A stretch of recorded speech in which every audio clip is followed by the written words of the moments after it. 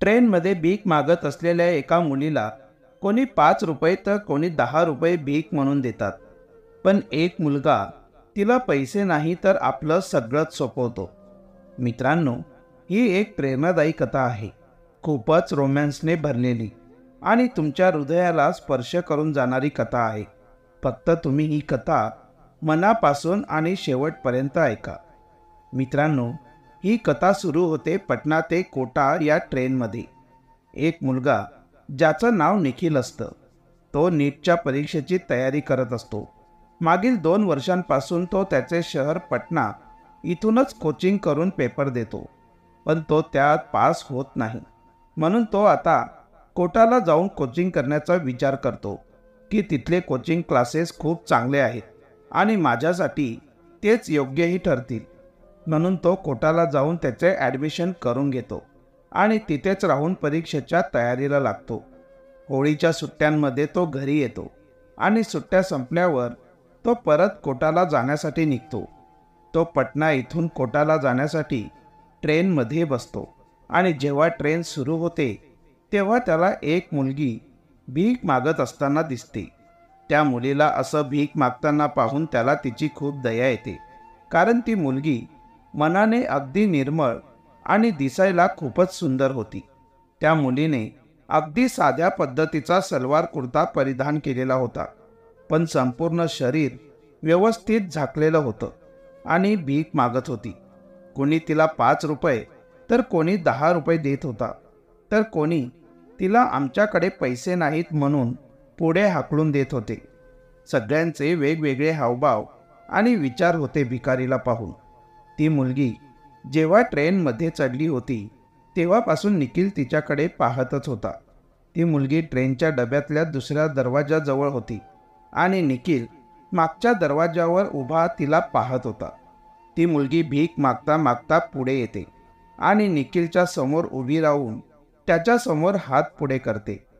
निखिल तिच्याकडे बघतच त्याच्या खिशात हात घालतो आणि 5 रुपयाचं नाणं काढून तिच्या हातावर ठेवतो आणि तिच्या डोळ्यात डोळे घालून तिलाच बघत राहतो. मुलीलाही आता त्याच्यावर संशय येऊ लागतो, कारण तो बऱ्याच वेळापासून तिच्याकडेच बघत असतो. तिने जेव्हाही त्याच्याकडे पाहिलं तेव्हा त्याची नजर फक्त तिलाच बघत होती. पण प्राचीसाठी ही काही नवीन गोष्ट नव्हती. मित्रांनो, त्या मुलीचे नाव प्राची असतं आणि प्राचीसाठी ही काही नवीन बाब नव्हती, कारण ती दिसायला खूपच सुंदर मुलगी असल्या कारणाने मुलं तिच्याकडे बघतच राहायची. आता जेव्हा तो पैसे देताना तिच्याकडे बघतच राहतो तेव्हा प्राचीला थोडंसं वेगळंच वाटत होतं. तिलाही चांगलंच वाटत होतं, पण तरीही ती तिची नजर खाली टाकून तिथून पुढे निघून जाते. आता तिची या डब्यातून सगळ्यांकडून भीक मागून झाली होती, त्यामुळे ती आता दुसऱ्या डब्यात भीक मागण्यासाठी निघून जाते. निखिलही स्वतःला तिच्या मागे जाण्यापासून थांबवू शकत नाही आणि तोही तिच्या मागे मागे त्याच डब्यात निघून जातो ज्या डब्यात ती गेली होती. तो दरवाजाजवळ जाऊन उभा राहतो आणि लपून छपून तिलाच पाहत राहतो. ती एक एक करून सगळ्यांकडून भीक मागते आणि तिचा हा डब्बा देखील पूर्ण होतो. जवळपास 10-15 मिनिटं झाली होती आणि आता निखिल प्राचीकडे पाठ करून उभा राहतो. प्राची जेव्हा पाहते की दरवाजाजवळ एक मुलगा उभा आहे तर त्याच्याजवळ जाऊन भीक मागण्यासाठी हात पुढे करते. पण तिला फक्त निखिलची पाठ दिसत असल्यामुळे तिला हे माहीत नव्हतं की हा तोच मुलगा आहे. आता जेव्हा निखिल तिच्याकडे तोंड फिरवतो तेव्हा प्राचीला कळत नव्हतं की आता काय करायचं, कारण तिने आधीच त्याच्यासमोर हात पसरवून भीक मागितलेली होती. त्यामुळे तिने जो हात भीक मागण्यासाठी पसरवलेला होता तो काही वेळ तसाच ठेवते. आता निखिलही त्याच्या खिशात हात घालतो तेव्हा त्याच्या खिशातून काही नोटांची गड्डी बाहेर निघते. ती नोटांची गड्डी ज्यात पूर्ण 15,000 रुपये असतात ते सर्वच्या सर्व तिच्या हातावर ठेवतो. आता प्राची इतके पैसे पाहून हैराण होऊन त्याच्याकडे पाहते. तिला काही वेळ काहीच सुचत नाही की या मुलासोबत कसा आणि काय व्यवहार करू, कारण तिच्या हातात इतका पैसा होता की ती अनेक दिवस भीक मागूनही तिच्याकडे इतके पैसे जमा झाले नसते. आणि इथे एका क्षणात त्या मुलाने तिला 15,000 रुपये दिलेले होते. आता निखिल तिच्या डोळ्यात डोळे घालून पाहत होता आणि प्राची सुद्धा त्याच्या डोळ्यांकडेच पाहू लागते. त्या दोघांनाही कळत नव्हतं, एकमेकांना काही बोलतही नव्हते. आता निखिलला वाटतं की कदाचित प्राचीला काही बोलायचं आहे, पण त्याआधीच तो बोलतो की माझ्याकडे आता फक्त एवढेच पैसे आहेत, यापेक्षा जास्त आता नाही आहेत माझ्याजवळ. प्राची हे ऐकताच तिची नजर खाली टाकते. तिला काहीच समजत नव्हते की हे पैसे तिने स्वतःजवळ ठेवावे की नाही. निखिलला तिथे आता वेगळीच फिलिंग येत होती, म्हणून तोही तिथून निघून जातो आणि त्याच्या सीटवर जाऊन बसतो. आता प्राची पुढच्या स्टेशनवर त्या ट्रेनमधून खाली उतरून जाते, कारण तिलाही काहीच समजत नव्हतं की तिच्यासोबत हे काय झालं आहे. आजपर्यंत कुणीच तिला इतके जास्त पैसे दिले नव्हते. तिला आजपर्यंत कोणी जर जास्तीत जास्त पैसे दिले असतील तर ते 100 रुपये होते, आणि आता एकत्र 15,000 रुपये मिळणे तिच्यासाठी ही खूप मोठी गोष्ट होती. निखिल हा खूप श्रीमंत घराण्यातील होता, त्यामुळे त्याच्यासाठी 15,000 रुपये ही काही मोठी रक्कम नव्हती. त्याच्या वडिलांच्या 3-4 विटांच्या बट्ट्या होत्या, आणि एवढंच नव्हे तर 100-200 एकर जमीनही होती. त्यामुळेच तो बिनधास्त होऊन नीटच्या परीक्षेची तयारी करत होता. त्याने ठरवलं होतं की जर यातून नंबर लागला तर सरकारी कॉलेज मिळेल, नाहीतर खाजगी कॉलेजमधूनही डॉक्टरची पदवी मिळवता येईल. आणि मुलासाठी तर त्याचे वडील इतके पैसे द्यायलाही तयार होते. मित्रांनो, निखिल आता त्याच्या सीटवरच बसलेला होता, आणि आता त्याच्या खिशात जास्त पैसेही उरलेले नव्हते. म्हणजेच त्याच्याकडे असलेली रोकड आता संपली होती, कारण त्याच्याजवळ असलेले सर्व पैसे त्याने त्या मुलीला काढून दिले होते. तसे त्याच्या बँक अकाउंटला भरपूर पैसे होते, पण त्याच्याकडे कॅश संपली होती. त्याला नंतर वाटू लागते की मी हा काय मूर्खपणा केला. विचार करत असतानाच पुढच्या स्टेशनवर त्याची ट्रेन थांबते आणि तो खाली उतरतो आणि दुसऱ्या डब्यात जाऊन पाहतो की ती मुलगी अजूनही त्या ट्रेनमध्ये भीक मागत आहे का, पण ती त्याला कुठेही दिसत नाही. आता त्यालाही वाटू लागतं की कदाचित ती मुलगी मागच्या स्टेशनवर उतरली असेल. आणि मग निखिल कोटाला पोहोचतो. तो त्याच्या अभ्यासात स्वतःला मग्न करून घेतो. मग एके रात्री तीच मुलगी त्याच्या स्वप्नात येते. त्या मुलीला जणू काही त्याला काहीतरी सांगायचं आहे, त्याला त्याच्या जवळ बोलवत आहे. त्याला असं जाणवतं की कदाचित ती मुलगी त्याची वाट पाहत उभी आहे. मग अचानक त्याचे डोळे उघडतात आणि तो उठून बसतो. तो आता खूप विचारात पडतो. तो खूप बेचैनही होतो. तो स्वतःला कोसतो की मी परत येऊन माझ्या सीटवर बसायला नको होते. मी त्या मुलीच्या मागे जायला हवं होतं, तिच्याशी बोलायला हवं होतं. ती मुलगी कोण आहे, ती कुठे राहते, या सगळ्या गोष्टी त्याच्या मनात घुमू लागतात. त्याला झोप लागत नाही. त्याला असं वाटतं की जणू काही त्याला तिच्यावर प्रेम झालं आहे. कदाचित तिला पाहता क्षणी त्याला पहिल्याच नजरेत तिच्यावर प्रेम झालं होतं. तेव्हाच तो तिला इतके पाहत होता. त्याला कळत नव्हतं की त्याने आता काय करावं. जर ही गोष्ट त्याने त्याच्या मनातच दडपून ठेवली तर प्रॉब्लेम क्रिएट होतील. म्हणून तो ही सर्व गोष्ट त्याच्या मित्रासोबत शेअर करतो आणि त्याला सांगतो की मी आत्ता तिला भेटल्याशिवाय नाही राहू शकत. जोपर्यंत ती स्वतःहून मला नकार देत नाही किंवा तिचे काही उत्तर मिळत नाही, तोपर्यंत माझे मन शांत होणार नाही. त्याचा मित्र त्याला एक सल्ला देत म्हणतो की ती मुलगी तुला लवकरात लवकर भेटेल, कारण अशा लोकांची जागा फिक्स असते की त्यांना रोज या जागेवर जाऊन त्यांचे जे काही काम असेल, म्हणजे भीक मागायचे, ते करायचे असते. जर ती तुला त्या ट्रेनमध्ये भेटली आहे तर तू पुन्हा त्याच ट्रेनमध्ये जा. ती तुला नक्कीच त्या ठिकाणी भेटेल. निखिल दुसऱ्याच दिवशी कोटाहून पटनाकडे जाणाऱ्या ट्रेनमध्ये जातो आणि तिच्या येण्याची वाट पाहतो. पण ती मुलगी आज त्याला कुठेही दिसत नाही. मग अचानक त्याच्या लक्षात येतं की ती मुलगी त्याला आरा स्टेशनवर भेटली होती आणि मग मुघलसरायच्या आधीच कुठेतरी उतरली होती. म्हणून तो ताबडतोब आरा स्टेशनवर पोहोचतो आणि येणाऱ्या प्रत्येक ट्रेनमध्ये चढून त्या मुलीला शोधतो. आणि शेवटी एका ट्रेनच्या जनरल डब्यात ती मुलगी त्याला दिसते. ती मुलगी डब्यात भीक मागत निखिल जवळ येते आणि समोर निखिलला पाहताच तिच्या चेहऱ्यावर हलकं हसू फुलतं. निखिलही तिला पाहून खूप खुश होतो. प्राचीला पुढे जायचे असते, पण निखिलच्या पुढे तिची जाण्याची हिंमतच होत नाही. पण थोडा वेळ थांबून शेवटी ती कशीबशी निखिलच्या पुढे निघून जाते.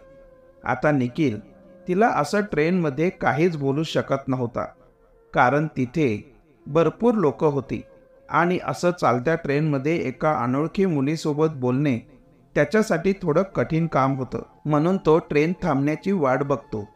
ट्रेन आराजवळ एका स्टेशनवर थांबते. तेव्हा प्राची त्या ट्रेनमधून खाली उतरते. प्राची विचार करते की हा मुलगा 3-4 दिवसांपूर्वीही आला होता आणि आज पुन्हा आला आहे. तो माझ्यासाठी तर आला नसेल ना. पण तिला स्वतःच्या परिस्थितीचीही जाणीव होती, त्यामुळे ती त्या गोष्टींकडे दुर्लक्ष करते आणि सरळ पुढे चालू लागते. आता निखिल देखील ट्रेनमधून खाली उतरून तिच्या मागे मागे चालू लागतो. प्राची स्टेशनच्या मागे असलेल्या एका कच्च्या रस्त्यावरून 1 किलोमीटर अंतर पायी चालत जाते आणि तिच्या गावी पोहोचते. निखिलही तिचा गुपचूप पाठलाग करत त्याच गावी पोहोचला होता. प्राचीचे घर गावाच्या अगदी टोकाला होते. कच्च्या फरशाने बनलेले मातीचे घर आणि समोर एक शेड होते आणि घरापासून सुमारे 50 मीटर अंतरावर त्यांच्याकडे एक कुंपण होते, जिथे त्यांनी त्यांच्या गायी वगैरे बांधण्यासाठी बनवलेले होते आणि त्यांच्यासाठी पेंडाही तिथल्या एका खोलीत ठेवला होता. आता निखिल थोडा अंधार पडण्याची वाट पाहू लागला, म्हणजे त्याला घराच्या जवळ जाता येईल. अंधार पडल्यावर तो त्यांच्या घराच्या मागे येतो आणि गुपचूप त्यांच्या घराची अवस्था पाहतो आणि त्याला धक्काच बसतो, कारण प्राचीच्या वडिलांचा एक पाय कापला गेला होता आणि त्याला पाहून असं वाटत होतं की जणू काही आत्ताच कापला गेला आहे. जास्त दिवसही झालेले नाहीत, कारण त्यावर ताजी पट्टी बांधलेली होती. घरात प्राची व्यतिरिक्त 3 बहिणी आहेत. एक लहान भाऊ असून आई स्वयंपाक करत होती आणि प्राची कपाटात पैसे ठेवत असताना प्राची तिच्या आईला सांगते की आज पुन्हा एक लफडा झाला. तर आई मुलीला विचारते, काय झालं? तेव्हा प्राचीने सांगितले की आई, ज्या मुलाने मला 15,000 दिले होते तो आज पुन्हा मला दिसला होता. त्याला पाहून मी त्या ट्रेनमधून खाली उतरले. आई म्हणते की तू खाली का उतरलीस? कदाचित आजही त्याने तुला पैसे दिले असते. मग प्राची म्हणते की नाही आई, मी भीक मागते आणि कोणी असे पैसे दिले तर बरं वाटत नाही. तेव्हा आई हसत हसत म्हणते, बेटा तू इतकी सुंदर आहेस की तुझा मार्ग कोणीही अडवणारच. यावर प्राची म्हणाली की आई, तू पण फक्त मस्करीच करत राहा. मग प्राची काही घरगुती कामं करते आणि उरलेले अन्न बादलीत घेऊन घराभोवती असलेल्या कुंपणात येते, जिथे गायी बांधलेल्या असतात. निखिलही संधी साधतो आणि तिच्या मागे मागे तिथे कुंपणात जातो. प्राची उरलेले अन्न तिथे गायीला खाऊ घालत होती आणि गायीला प्रेमाने हात फिरवत होती. तितक्यात तिला चाहूल लागते की बहुतेक तिच्या मागे कोणीतरी उभा आहे आणि ती लागलीच मागे वळून पाहते. तिच्याकडे हातात एक टॉर्च असते. जेव्हा ती चालू करून पाहते तेव्हा समोर तोच मुलगा उभा असतो. ती निखिलला पाहून घाबरते आणि जोरात ओरडू लागते की तो इतक्या रात्री तिथे कसा आणि का आला. तिला ओरडताना पाहून निखिल तिच्या तोंडावर हात ठेवतो आणि हलक्या आवाजात विचारतो, ओरडत का आहेस? मी फक्त तुला पाहायला आणि भेटायला आलो आहे. निखिलने एक हात तिच्या तोंडावर ठेवला होता आणि दुसऱ्या हाताने तिला धरून ठेवलं होतं. आता दोघेही एकमेकांकडे बघत होते. आता जेव्हा प्राची स्वतःला त्याच्यापासून सोडवण्याचा प्रयत्न करते तेव्हा निखिल तिला सोडत असताना म्हणतो की तुला माझी एवढीच भीती वाटत असेल तर ठीक आहे, मी परत जात आहे. आता निखिल प्राचीला सोडून देतो. प्राची त्याच्यापासून थोडी दूर उभी राहते. ती त्याच्याकडे बघू लागते आणि म्हणते, तुम्ही खरंच मला भेटायला आला आहात का? मला बघायला आला आहात का? यावर निखिल म्हणतो की तुला असं वाटतं का की माझं इथे येण्याचं काही वेगळं कारण असू शकतं? तुला पाहिल्यापासून मी खूप अस्वस्थ झालो आहे. माझं ना अभ्यासात मन लागत होतं ना काही काम करावंसं वाटत होतं. मी स्वतःला थांबवू शकलो नाही आणि फक्त तुला शोधत इथपर्यंत आलो आहे. प्राची काहीच बोलत नाही. ती नुसतीच ऐकत होती आणि त्याला पाहत होती. तेव्हा निखिल म्हणतो की कदाचित तुला माझं इथे येणं आवडलेलं नाही. ठीक आहे, मी आता परत जात आहे आणि सकाळी स्टेशनवर तुझी वाट पाहीन, फक्त तुला पाहण्यासाठी. तू भलेही माझ्याकडे पाहू नकोस, पण तू मला तुला पाहण्यापासून थांबवू शकत नाहीस. आता निखिल तिथून जाऊ लागतो. त्याला जाताना पाहून प्राची हळू आवाजात म्हणते, ऐका. प्राचीचा आवाज ऐकून निखिल जागेवरच थांबतो. मग प्राची म्हणते की आता तुम्ही रात्री कुठे भटकत राहणार? तुमची काही हरकत नसेल तर तुम्ही इथे देखील थांबू शकता. भरपूर रात्र झाली आहे. स्टेशनवर जेवण वगैरेही मिळणार नाही. मग ती तिथेच असलेली एक खाट टाकते आणि निखिलला सांगते की तुम्ही इथे आराम करा. जेव्हा सर्वजण झोपी जातील तेव्हा मी तुमच्यासाठी जेवण घेऊन येईन. प्राचीचं हे बोलणं ऐकून निखिलच्या आनंदाला पारावार उरला नव्हता. तो लगेचच तिच्याबद्दल खूप पुढचा विचार करू लागतो. आता ती घरात गेली तेव्हा तिची आई पोळ्या बनवत होती. ती तिच्या आईला सांगते की आई, आता तू जेवायला घे, मी पोळ्या बनवते. कारण आईने जर पोळी बनवली आणि ती चुकून जळाली तर याची तिला भीती वाटत होती. मग ती सगळ्यांच्या झोपेची वाट बघू लागते आणि एका ताटात 3-4 पोळ्या आणि लोणचं घेऊन ती हळूच पावलं टाकत तिथे कुंपणात येते. निखिल तिथे खाटेवर पडून होता. प्राचीला येताना पाहून तो उठून बसतो. प्राची त्याला जेवण देऊन खाली बसते. तेव्हा निखिल तिला म्हणतो की आधी तू वर येऊन बस. तेव्हा प्राची त्याला म्हणते की नाही, मी इथेच ठीक आहे. तुम्ही आधीच जेवण करा. माहीत नाही कधीपासून भुकेने व्याकुळ झालेले असाल. मग निखिल हात धुवून येतो आणि पोळीचा एक तुकडा तोडतो आणि आधी प्राचीला भरवण्यासाठी तिच्या दिशेने नेतो. तर प्राची म्हणते की तुम्ही जेवून घ्या, माझं जेवण झालं आहे. तेव्हा निखिल म्हणतो की नाही, मला चांगलंच ठाऊक आहे की तू अजूनही जेवलेली नाहीस. तुझ्याकडे बघूनच कळतंय की तुला पण भूक लागली आहे. मग निखिल प्राचीलाही खाऊ घालतो आणि स्वतःही खातो. दोघेही जेवल्यानंतर गप्पा मारू लागतात. निखिल तिला विचारतो की कधीपासून हे काम करत आहेस? मग प्राची म्हणते की पूर्वी माझे वडील मजूर म्हणून काम करायचे, पण एका दुर्घटनेमुळे त्यांचा पाय खराब झाला आणि डॉक्टरांना त्याला कापून टाकावा लागला. त्यामुळे ते आता दुसरे काही काम करू शकत नव्हते आणि जे काही पैसे आतापर्यंत शिल्लक ठेवले होते ते त्यांच्या औषधांवर खर्च केले. त्यामुळे मला मजबुरीने माझं घर चालवण्यासाठी भीक मागावी लागली आणि मला यापेक्षा चांगलं काम कोणतं दिसलं नाही. वेळेवर घरी पोहोचते, हो, पण लोक थोडं वाईट नजरेने बघतात.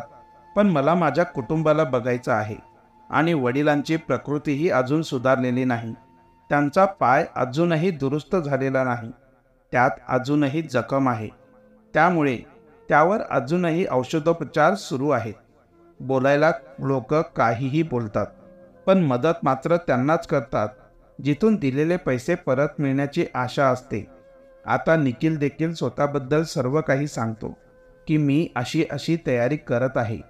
ते एकमेकांना स्वतःबद्दलची सर्व माहिती शेअर करतात. बोलता बोलता पहाटेचे 4 वाजतात. तेव्हा प्राची त्याला म्हणते की सकाळ झाली आहे, आता तुम्ही स्टेशनवर चला, मी तुम्हाला तिथपर्यंत नेऊन सोडते. त्यावर निखिल म्हणतो की नाही नाही, मी स्वतः निघून जाईल. पण प्राची त्याला राजी होत नाही आणि ती त्याला स्टेशनवर सोडायला येते. पण निखिल एका अटीवर तिथून जायला तयार होतो की मी तुला भेटायला उद्या रात्री पुन्हा येईल. दिवसा निखिल एका हॉटेलमध्ये थांबतो आणि प्राची घरी जाऊन झोपते आणि भीक मागायलाही जात नाही. तेव्हा आई विचारते की आज तू का गेली नाहीस बाळा? न जाऊन कसं चालेल सांग बरं?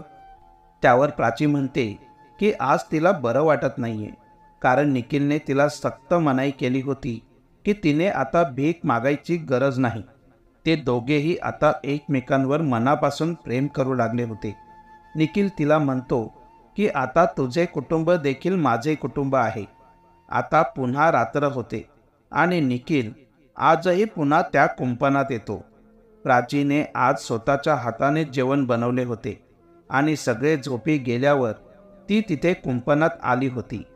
आजही दोघे एकत्र बसतात, जेवतात आणि बोलत बसतात. अशी कोणतीही चुकीची भावना त्या दोघांच्याही मनात निर्माण झाली नव्हती. निखिल किंवा प्राची असं कोणतंही चुकीचं काम करत नाहीत, कारण त्यांचं प्रेम खरं होतं. ते असेच बोलत असतात. आता सकाळ होताच निखिल परत हॉटेलवर जातो आणि हा सिलसिला जवळपास 5-6 दिवस चालतो. तो दिवसा हॉटेलमध्ये जेवायचा आणि रात्री प्राची त्याला खायला घालायची. आता 7वा दिवस आला की प्राचीच्या आईला जरा साशंक वाटू लागले की प्राची भीक मागायला का जात नाहीये. तिची आई तिच्यावर नजर ठेवू लागते की त्यांची मुलगी काय काम करते. ती आज रात्री झोपत नाही आणि प्राची जेवण घेऊन जाताच ती पण तिच्या मागे जाते आणि गुपचूप त्या दोघांना पाहते की ते दोघेही बसून एकमेकांना खाऊ घालत आहेत. मग आई त्यांच्यापर्यंत पोहोचते आणि विचारते की हे सर्व काय चाललं आहे. आईला असं अचानक समोर आलेलं बघून निखिल आणि प्राची ही दोघेही घाबरतात. तरीही प्राची थोडं धाडस करून आईला सांगते की आई, हा तोच मुलगा आहे ज्याने आम्हाला 15,000 रुपये दिले होते. हे ऐकून आई थोडी शांत होते, कारण तिच्या घरात निखिलबद्दल अनेकदा चर्चा व्हायची. प्राची नेहमी त्याची स्तुती करत राहते की मुलगा खूप चांगला आहे. आता प्राची तिच्या आईला सर्व काही सांगते आणि मग निखिलही पुढे येऊन सांगतो की आई, मला प्राचीशी लग्न करायचं आहे. आणि मग तो स्वतःबद्दल सर्व काही माहिती देतो. तेव्हा प्राचीची आई सांगते की हे सर्व ठीक आहे बेटा, पण तुझे आई वडील हे लग्न स्वीकारतील का? तो म्हणतो की आई, तुम्ही या सगळ्या गोष्टींची चिंता करू नका. हे सर्व कसं करायचं आहे ते मला चांगलंच माहीत आहे. मग दुसऱ्याच दिवशी प्राचीची आई त्या दोघांचं एका मंदिरात लग्न लावून देते. लग्नानंतर निखिल प्राचीला घेऊन कोटाला निघून जातो, पण जाण्यापूर्वी तो त्यांच्या खर्चासाठी त्याच्या खात्यातून पैसे काढून देतो. त्याच्या खात्यात खूप पैसे होते. त्याच्या घरचे दर महिन्याला त्याच्या खात्यात पैसे जमा करायचे. तो प्राचीच्या आईला हात जोडून विनंती करतो की मी सुद्धा तुमच्या मुलासारखाच आहे, त्यामुळे तुम्ही कोणताही संकोच करू नका. मुलगा आणि जावई यात काही फरक नसतो. एक मुलगा म्हणून मी माझे कर्तव्य चोखपणे पार पाडणार. आता दोघेही कोटाला पोहोचतात.